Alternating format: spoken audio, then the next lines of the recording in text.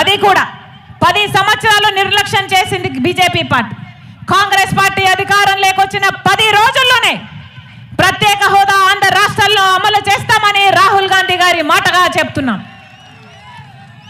ఆ మాట పట్టుకొని వచ్చింది రాజశేఖర్ రెడ్డి బిడ్డ.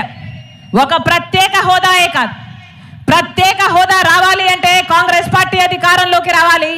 పోలవరం ప్రాజెక్టు పూర్తి కావాలి అంటే కాంగ్రెస్ పార్టీ అధికారంలోకి రావాలి. మనకు తలెత్తుకునేటట్టు ఒక రాజధాని కావాలి అంటే, ప్రత్యేక హోదా కావాలన్నా, పోలవరం కావాలన్నా, రాజధాని కావాలన్నా కాంగ్రెస్ పార్టీ అధికారంలోకి రావాలి. విశాఖ స్టీలు ప్రైవేటైజ్ కాకుండా కాపాడుకోవాలంటే కూడా కాంగ్రెస్ పార్టీ అధికారంలోకి రావాలి. మళ్ళీ చెప్తున్నా, విశాఖ స్టీల్ కార్మికులు ఎంతమందో ఉన్నారు ఇక్కడ, మీకు మాటిచ్చి చెప్తున్నా, విశాఖ స్టీలు ప్రైవేటైజ్ కావడానికి కాంగ్రెస్ పార్టీ ఒప్పుకోదు.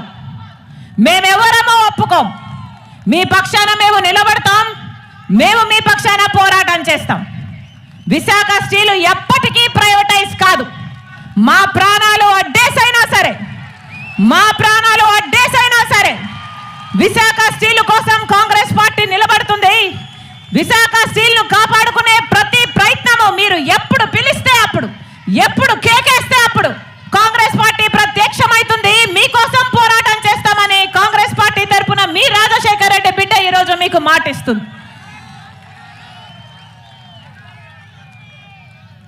నేను రాజశేఖర్ రెడ్డి బిడ్డను. పులి కడుపున పులే పుడుతుంది. నా గుండెలో నిజాయితీ ఉంది. నా పుట్టింట్లో అన్యాయం జరుగుతుంది కాబట్టి రాజశేఖర్ రెడ్డి బిడ్డ ఇక్కడ అడుగుపెట్టింది. మాటిచ్చి చెప్తున్నాం, ఆంధ్ర రాష్ట్రానికి ప్రత్యేక హోదా వచ్చేంత వరకు రాజశేఖర్ రెడ్డి బిడ్డ ఇక్కడ నుంచి కదలదు. పోలవరం ప్రాజెక్టు సాధించుకునేంత వరకు రాజశేఖర్ రెడ్డి బిడ్డ ఇక్కడ నుంచి కదలదు. మనకు అద్భుతమైన రాజధాని కట్టించుకునేంత వరకు రాజశేఖర్ రెడ్డి బిడ్డ ఇక్కడ నుంచి కదలదు. ప్రైవేటైజ్ కాకుండా విశాఖపట్నం ప్రజలకు కూడా మాటిస్తున్నాం, మీరు ఎప్పుడు పిలిస్తే అప్పుడు రాజశేఖర్ రెడ్డి బిడ్డ ఇక్కడ ప్రత్యక్షం అవుతుంది, మీ తరపున పోరాటం చేస్తుంది అని మీ చేతిలో చేసి మాటిస్తున్నాం. మళ్ళీ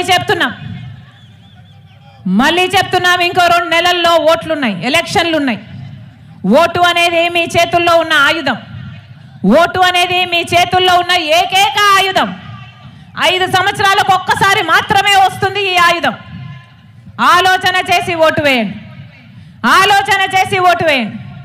అన్ని పార్టీలు డబ్బులు ఇస్తాయి, మూటలతో అందరూ రెడీగా ఉన్నారు.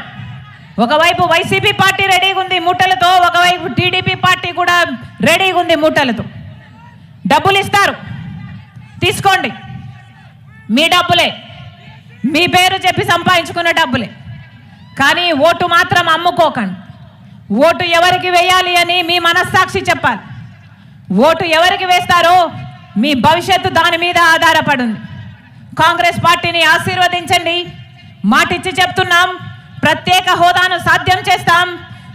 రీఆర్గనైజేషన్ యాక్ట్లో ఉన్న ప్రతి అంశం కోసం మేము రాజశేఖర్ రెడ్డి బిడ్డ మాటిస్తుంది, కాంగ్రెస్ పార్టీ నిలబడి ఉంటుంది. ప్రతి ఒక్కటి సాధిస్తాం. విశాఖ స్టీలును కాపాడుకోవడమే కాదు, రాజశేఖర్ రెడ్డి గారి సంక్షేమ పాలన మళ్ళీ మీ చేతుల్లో పెడతామని, మీ గడప వరకు తీసుకొస్తానని రాజశేఖర్ రెడ్డి బిడ్డ మీకు మాటిస్తుంది. ఆ పోస్టర్